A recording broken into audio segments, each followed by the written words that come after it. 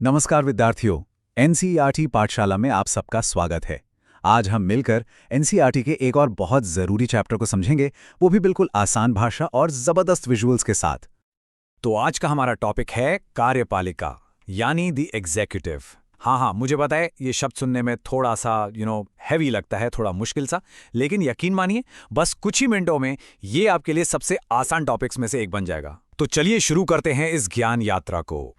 देखिए, हम सब ने पढ़ा है कि सरकार के 3 मेन हिस्से होते हैं, राइट? विधायिका जो कानून बनाती है, न्यायपालिका जो इंसाफ करती है, और कार्यपालिका। पर कभी सोचा है कि कानून तो बन गया, लेकिन उसे असलियत में जमीन पर लागू कौन करता है? देश का इतना बड़ा एडमिनिस्ट्रेशन, ये सारा काम असल में कौन संभालता है? इस बड़े सवाल का बस एक ही जवाब है, कार्यपालिका। तो चलिए सेक्शन 1 में सबसे पहले इसी को डिकोड करते हैं कि आखिर ये कार्यपालिका है क्या चीज। इसको ना एक बहुत ही सिंपल एग्जाम्पल से समझते हैं। मान लीजिए सरकार एक गाड़ी है, तो कार्यपालिका क्या हुई? वो हुई इस गाड़ी का इंजन। समझ रहे हैं? जो विधायिका है यानी लेजिस्लेचर, वो तो बस गाड़ी का नक्शा या डिजाइन बनाती है, लेकिन इस गाड़ी को चलाएगा कौन? उसे उसकी मंजिल तक पहुंचाएगा कौन? जी हाँ, ये सारा काम कार्यपालिका ही करती है। बेसिकली यही सरकार का वो हिस्सा है जो रोजमर्रा का काम संभालता है और कानूनों को एक्शन में लाता है। अब देखिए, इस इंजन के भी ना 2 इंपॉर्टेंट पार्ट्स हैं। एक तरफ है पॉलिटिकल एग्जीक्यूटिव, यानी हमारे नेता, मंत्री, प्रधानमंत्री और उनकी कैबिनेट। इन्हें हम चुनते हैं। ये 5 साल के लिए आते हैं और देश के लिए बड़ी बड़ी पॉलिसीज बनाते हैं। और दूसरी तरफ है परमानेंट एग्जीक्यूटिव। इसे हम ब्यूरोक्रेसी या नौकरशाही भी कहते हैं। इसमें आते हैं हमारे आईएएस, आईपीएस ऑफिसर्स, ये सब। ये एग्जाम पास करके आते हैं और परमानेंट होते हैं। इनका काम है मंत्रियों की बनाई गई पॉलिसीज को जमीनी हकीकत में बदलना। चलिए अब इसे एक और आसान उदाहरण से समझते हैं। जरा सोचिए और बताइए, आपके स्कूल का एग्जीक्यूटिव हेड कौन है?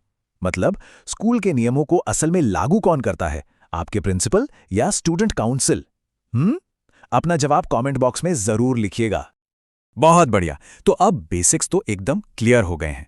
अब चलते हैं सेक्शन 2 में और देखते हैं कि ये कार्यपालिका का सिस्टम पूरी दुनिया में कैसा है, क्योंकि हर देश का सिस्टम एक जैसा बिल्कुल नहीं होता। दुनिया में ना मेनली 2 तरह के सिस्टम्स हैं। पहला है पार्लियामेंट्री सिस्टम, यानी संसदीय प्रणाली, जो हमारे देश भारत और ब्रिटेन में है। यहाँ सरकार का असली बॉस प्रधानमंत्री होता है और वो संसद के प्रति जवाबदेह होता है। दूसरा है प्रेसिडेंशियल सिस्टम, यानी अध्यक्षात्मक प्रणाली, जैसे कि अमेरिका में। वहां राष्ट्रपति ही सब कुछ होता है, हेड ऑफ स्टेट भी और हेड ऑफ गवर्नमेंट भी, और वो सीधे तौर पर विधायिका को जवाब नहीं देता। वैसे इन दोनों के अलावा एक तीसरा मिला जुला सिस्टम भी है, जिसे सेमी प्रेसिडेंशियल कहते हैं, जैसे फ्रांस और रूस में, जहां प्रेसिडेंट और प्राइम मिनिस्टर दोनों के पास इंपॉर्टेंट पावर्स होती हैं। तो पूरी दुनिया में हमें इन्हीं सिस्टम्स का अलग अलग मिक्स देखने को मिलता है।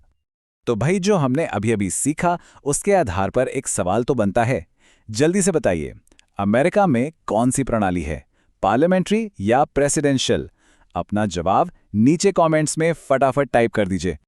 शानदार। अब दुनिया घूमकर वापस आते हैं अपने प्यारे भारत पर।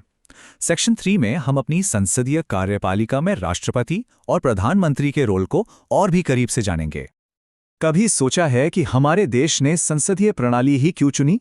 देखिए, इसके पीछे 3 बड़े कारण थे। पहला, हमें ब्रिटिश राज से इस सिस्टम का अनुभव था। दूसरा, हमारे संविधान बनाने वाले ये पक्का करना चाहते थे कि सरकार हमेशा जनता के चुने हुए नेताओं को जवाब दे। और तीसरा, वो किसी एक इंसान के हाथ में सारी ताकत नहीं देना चाहते थे, जिससे पर्सनैलिटी कल्ट का खतरा न हो। अब भारत के सिस्टम में एक बहुत ही इंटरेस्टिंग बात है। यहाँ 2 हेड्स हैं। एक हैं राष्ट्रपति, जो हमारे देश के फॉर्मल हेड हैं, मतलब औपचारिक प्रमुख, और दूसरे हैं प्रधानमंत्री, जो सरकार के रियल हेड हैं, यानी वास्तविक प्रमुख। इसका सीधा सा मतलब है कि देश को असल में प्रधानमंत्री और उनकी मंत्रिपरिषद ही चलाते हैं। हमारा संविधान, स्पेसिफिकली आर्टिकल 74, ये साफ साफ कहता है कि राष्ट्रपति प्रधानमंत्री और उनकी मंत्रिपरिषद की सलाह पर ही काम करेंगे। बस यही वो लाइन है जो प्रधानमंत्री को असली कार्यकारी शक्ति देती है। तो अब तो ये बिल्कुल शीशे की तरह साफ हो गया होगा। जल्दी से बताइए, भारत का असली कार्यकारी प्रमुख यानी रियल एग्जीक्यूटिव हेड कौन है? कमेंट बॉक्स में लिखना बिल्कुल मत भूलना। लेकिन रुकिए, इसका यह मतलब बिल्कुल नहीं है कि राष्ट्रपति सिर्फ एक सेरेमोनियल हेड हैं।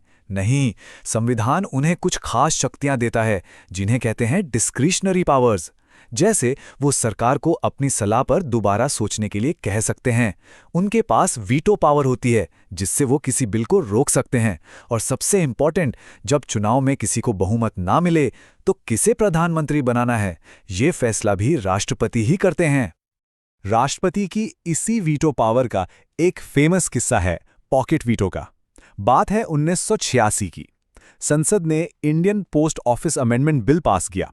उस समय के राष्ट्रपति थे ज्ञानी ज़ैल सिंह। उन्होंने बिल पर ना तो साइन किए, ना ही उसे वापस भेजा, बस उसे अपनी जेब में डाल लिया। और नतीजा, वो बिल कभी कानून बन ही नहीं पाया। तो इस कहानी से जुड़ा है हमारा अगला सवाल। क्या भारत के राष्ट्रपति पॉकेट वीटो का इस्तेमाल करके किसी बिल को अनिश्चित काल के लिए, मतलब इंडेफिनिटली, रोक सकते हैं? जवाब हाँ है या ना, नीचे कमेंट्स में जरूर लिखिए। बहुत अच्छे, अब हम आ गए हैं अपने आखिरी सेक्शन पर, सेक्शन 4। इसमें हम बात करेंगे स्थायी कार्यपालिका की, जिसे हम कहते हैं प्रशासन की रीढ़ की हड्डी, हमारी नौकरशाही, द ब्यूरोक्रेसी।